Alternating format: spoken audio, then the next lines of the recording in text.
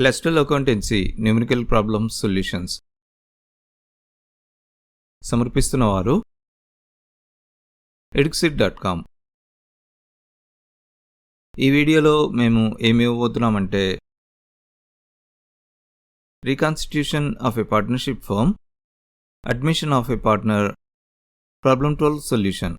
మన problem statement ఏంటంటే Rao and Swami are partners in a firm sharing profits and losses in 3:2 ratio. Rao మరియు స్వామి 3:2 నిష్పత్తిలో లాభాలు మరియు నష్టాలను పంచుకునే సంస్థలో భాగస్వాములు. They admit Ravi as a new partner for 1/8 share in the profits. వారు రవిని లాభాల్లో 1/8 వాటాకు కొత్త భాగస్వామిగా చేర్చుకున్నారు. The new profit sharing ratio between Rao and Swami is 4:3. Rao మరియు స్వామి మధ్య కొత్త లాభాల భాగస్వామి నిష్పత్తి 4:3. Calculate new profit sharing ratio and sacrificing ratio. కొత్త లాభాల భాగస్వామి నిష్పత్తి మరియు సాక్రిఫైసింగ్ రేషియోని లెక్కించండి. కాబట్టి మన ప్రాబ్లం ప్రకారం కొత్త ప్రాఫిట్ షేరింగ్ రేషియో అలాగే సాక్రిఫైసింగ్ రేషియోని కనుగొనాలి. చూడండి, కొత్త భాగస్వామిని చేర్చుకునే ముందు మొత్తం లాభం 3:2 నిష్పత్తిలో ఇప్పటికే ఉన్న భాగస్వాములైన రావు మరియు స్వామికి పంపిణీ చేయబడేది. ఆపై కొత్త భాగస్వామి రవిని చేర్చుకున్నారు. కొత్త భాగస్వామి ప్రవేశం తర్వాత లాభాల మొత్తం నుండి లాభంలో కొంత భాగం కొత్త భాగస్వామికి ఇవ్వబడుతుంది. భాగస్వామి రవికి ఇచ్చిన లాభం మొత్తం లాభంలో 1/8 అని కూడా ఇవ్వబడింది. కాబట్టి మొత్తం లాభంలో 1/8 భాగస్వామి రవికి ఇచ్చిన తర్వాత మిగిలిన లాభం పాత భాగస్వాముల మధ్య పంపిణీ చేయబడుతుంది. కాబట్టి మిగిలిన లాభం విలువ 1 మైనస్ కొత్త భాగస్వామి రవికి ఇచ్చిన లాభం 1/8కి సమానం. 8ని ఎల్సిఎంగా పరిగణిస్తే న్యూమరేటర్లో 8-1 ఉంటుంది. ఇది 7/8కి సమానం. కాబట్టి ఈ మిగిలిన లాభం ఇప్పటికే ఉన్న భాగస్వాముల మధ్య 4:3 నిష్పత్తిలో పంపిణీ చేయబడుతుంది. ఇప్పుడు కొత్త ప్రాఫిట్ షేరింగ్ రేషియోని లెక్కించడానికి మనము ప్రతి భాగస్వామి యొక్క కొత్త ప్రాఫిట్ షేర్ను కనుగొనవలసి ఉంటుంది. కాబట్టి భాగస్వామి రావు యొక్క కొత్త ప్రాఫిట్ షేర్ మిగిలిన ప్రాఫిట్ షేర్ 7/8 మల్టిప్లైడ్ విత్ ఈ లాభంలో అతని వాటా 4/7కి సమానం. న్యూమరేటర్లో మరియు డినామినేటర్లో కూడా 7ని క్యాన్సిల్ చేద్దాం. కాబట్టి ఇది 4/8కి సమానం.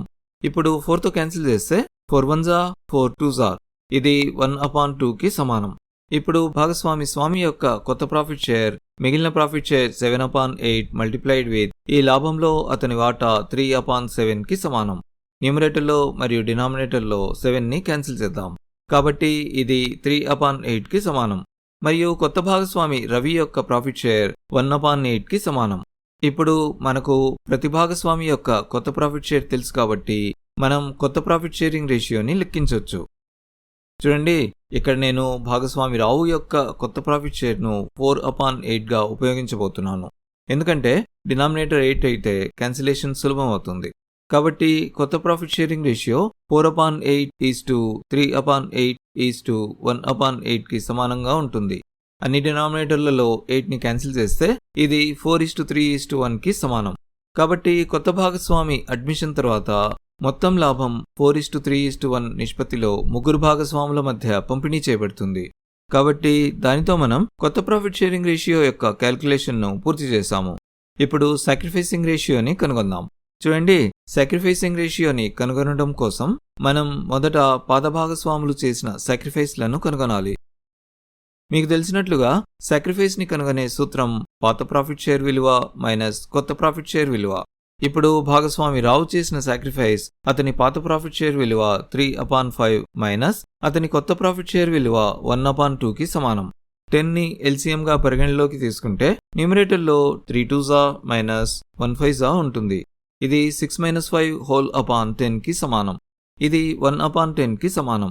అదేవిధంగా భాగస్వామి స్వామి చేసిన సాక్రిఫైస్ అతని పాత ప్రాఫిట్ షేర్ విలువ 2/5 మైనస్ అతని కొత్త ప్రాఫిట్ షేర్ విలువ 3/8కి సమానం.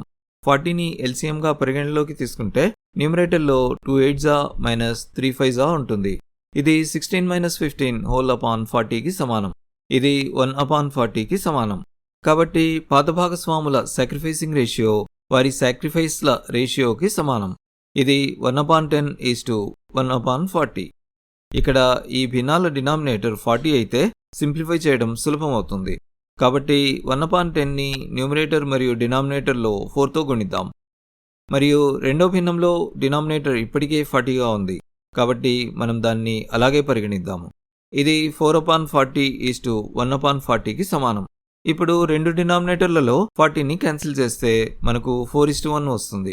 ఇది పాత భాగస్వాములు రావు మరియు స్వామి యొక్క సాక్రిఫైసింగ్ రేషియో.